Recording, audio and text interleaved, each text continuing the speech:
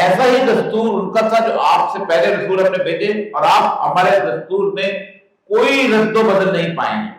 اگر ایک قوم کو کم تولنے پر عذاب آئے گا تو تم کوئی آسمان میں اللہ تبارک تعالیٰ کے لاڈلے نہیں ہو کہ تم پہ عذاب نہ آئے۔ اگر ایک قوم کو فحاشی اور عریانی پہ عذاب آئے گا تم بھی اللہ تبارک تعالیٰ سے کوئی فرستادہ نہیں ہو کہ تم پہ عذاب نہ آئے۔ یہ حدیث بخاری میں بھی ہے، یہ حدیث مسلم میں بھی ہے، اور یہ بار بار مختلف طرف کے ساتھ ذکر کیا ہے۔ اللہ کے رسول نے فرمایا، حضرت ابو سعید خدری سے منقول ہے کہ تم ضرور پہلے لوگوں کی روش طریقہ اختیار کرو گے اور مکمل اتباع کرو گے۔ ایک ہوتا ہے کہ کچھ کام وہ کرتے تھے آپ نے تھوڑا سا ان سے نہیں، ویسے جیسے وہ کرتے تھے ویسے ہی تم کرو گے، یہاں تک کہ اگر وہ کسی گو کے سوراخ میں داخل ہوئے تو تم بھی ان کی اتباع میں داخل ہو جاؤ۔